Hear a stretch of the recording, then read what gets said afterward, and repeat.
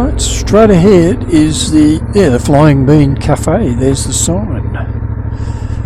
It's just relocated, it's only been there a few weeks. There it is, Flying Bean Cafe. Binna Burra, so we're on Binna Burra Road and it's 9.8k. 10 kilometres to the destination. Which is the Binna Burra Tea House, that's where we'll end up.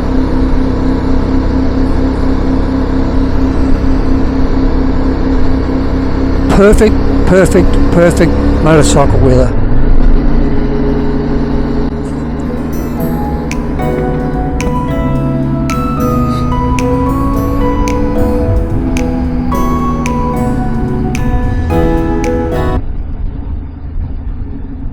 Boy, look at the view that house has got there. Looks right over the Canungra Valley. Ooh. Beautiful.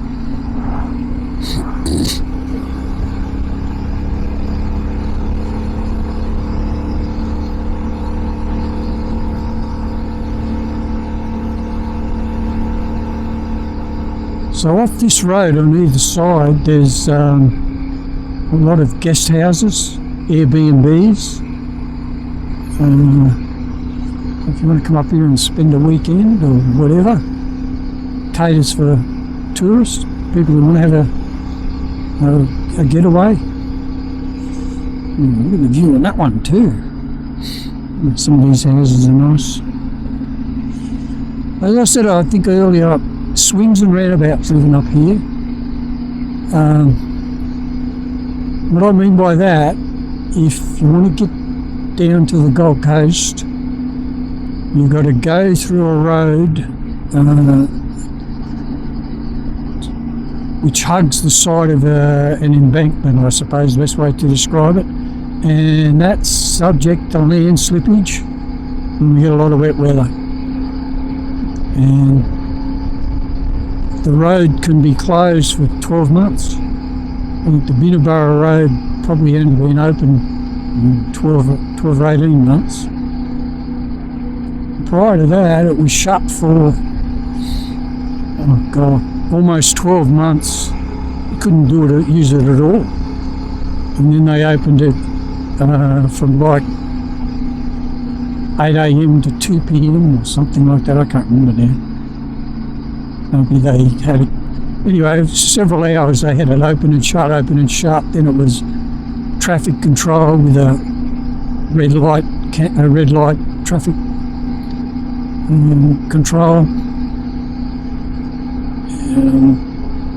So you could only go one way and then you had to wait your turn. It was a nightmare.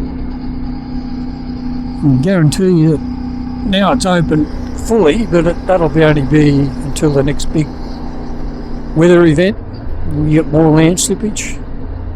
So the people that lived up here, if you want to go down to the Gold Coast, instead of a 25-minute drive, you had to go right up to Canungra and then down from Canungra down to Nerang, and that became a 45-minute to an hour drive each way, instead of 20 to 25 minutes each way. So it swings and roundabouts if you live up here. Take the good with the bad, I guess. Even this road, we had bushfires, and the old Binna Burra resort was burnt out. It's been rebuilt and open since. And they had land slippages. I'll show you where the land slippages were. Just before you get to the resort, so you couldn't even get to the resort. The road was just shut. So I don't know what happened to the people that live right up there when the road got closed. I don't know how they got out. Don't know. I know that road shut for months.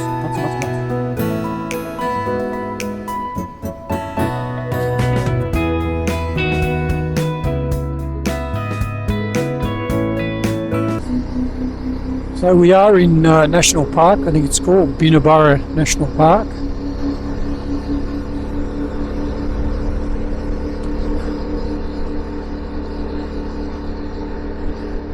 So when we had all the bushfires, and then we had all the land slippages, just down here a little bit was where the beginning of the work zone, where the road was shut. It keeps going down and it just levels out a little bit. I'll show you.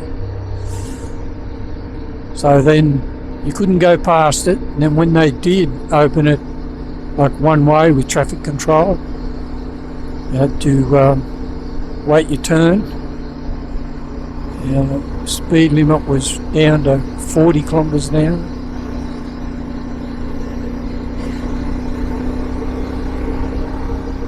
It's such a pretty ride, isn't it? Magnificent trees, the road surface is in good shape.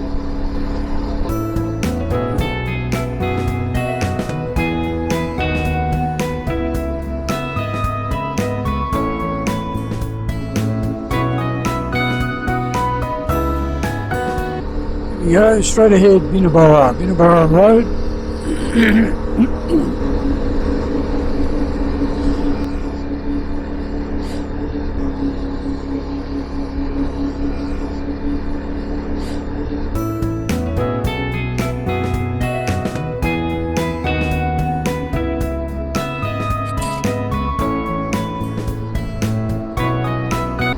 So it wasn't too far from here.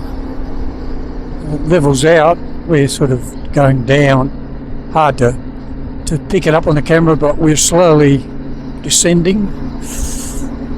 When we get to the bottom, it levels out a bit. A lady walking her pooches. Morning. You can see it's going down. When you get to the bottom, that was a work zone. There we go. So it's called Lamington National Park.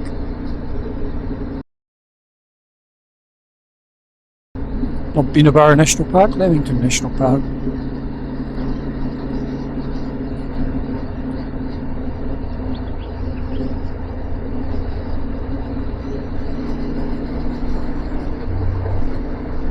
So just here where it's levelling out, this was all a work zone. On each side they had those relocatable ATCO huts, and it was all one lane only.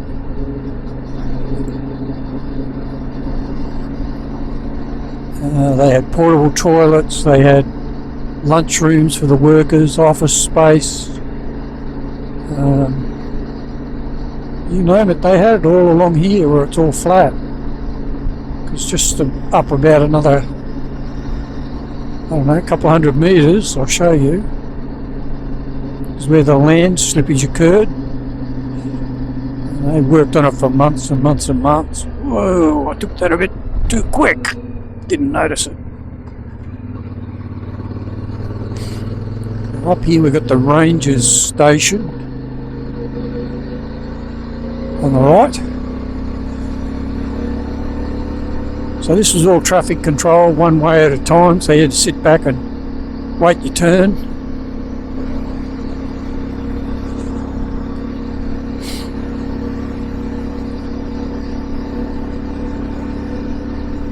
So the ranger station's just here.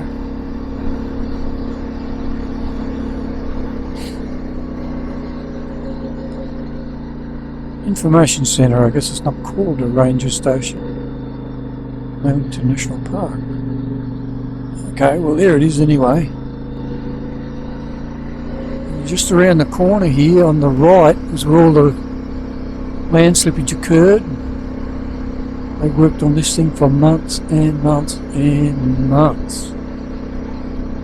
See all the wire retaining up there? There was no grass here, that was just completely bare rock, bare earth.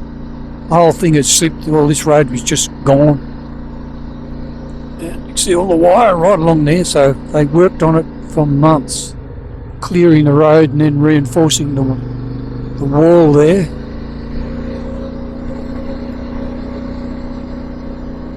Just around the corner you get a one-way from here. So you've got to really check to see if there's anything coming down and sort of work out who's going to give way to who.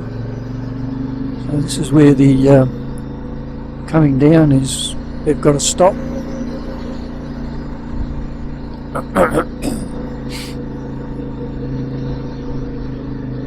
And you can see on the right wire mesh, sort of retaining. And up on top is the old Binna Burra Lodge. It was burnt out in the Bushfires 2019. It's been rebuilt. I'll take up there as far and show you what I can, but I think there's a gate. You've got to have a code to get through if you're a guest.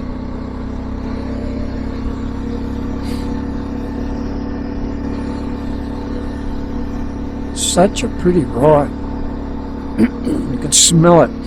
All that fresh vegetation. Yummy. Beautiful. Smell eucalyptus.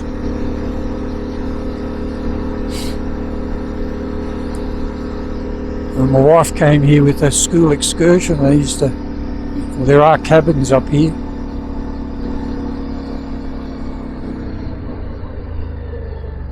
She came up here many years ago with the kids. Stayed.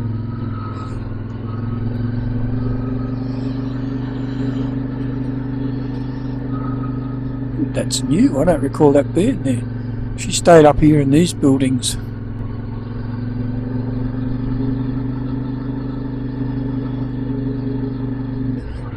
Oh. Right, so it's only, according to the Aoki, we're at our destination, but we've still got a couple hundred metres to go to the tea house. Strange, I wonder why I've got the canoes here. Here we are, Binna Burra Tea House. And it's got nice views. I won't get off the bike. Now that koala bear you can see over there. Let me put the bike in neutral. That koala bear there, that was from the Commonwealth Games that were on the Gold Coast in, I think, 2018. Yeah, so you can go through there, tea house, have coffee, etc, etc. And there's a great view right down the valley. You can see Hins Dam. Bushwalks, if you want to do bushwalking. Go for a nice walk up there through the bush. Definitely worth a visit. Anybody that's inclined to go for walks, I'm gone beyond that, I'm afraid. But definitely very, very, very pretty.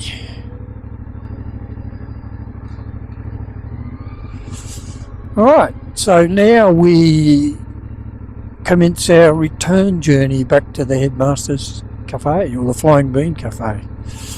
Before we do that though, I'll take you up to the Binna Burra Lodge, the old lodge. That tea house back there, they have cabins, you can stay there. I showed you some of the cabins my wife stayed in, which would be up here.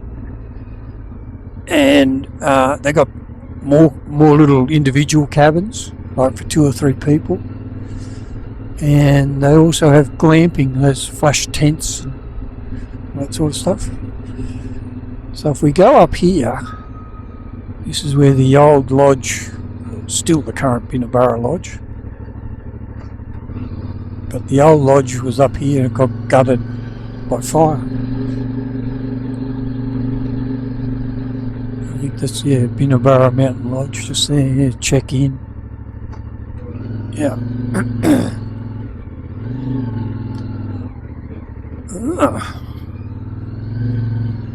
Oh, they're doing more work. So they're off to the right, see where it says Binna Burra Sky Lodges this way, down there. To get to them, used to go up here. Looks like something's getting built, something new. Yeah, okay, fair enough.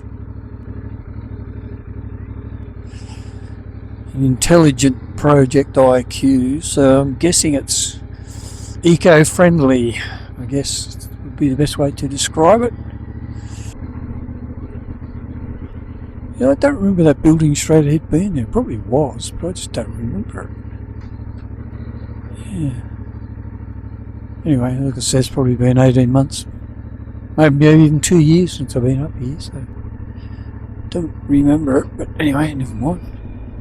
Yeah, you can see why I said earlier it swings and roundabouts living up here. You've got to worry about land slippage, access, but you've got to worry about bushfires.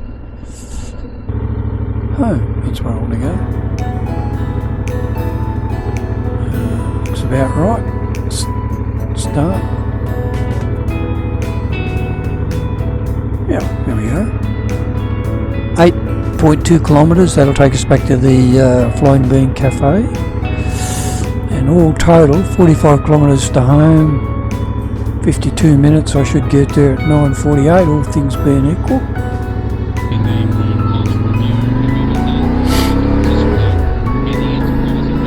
Oh, I've got to turn the volume down, it's too loud.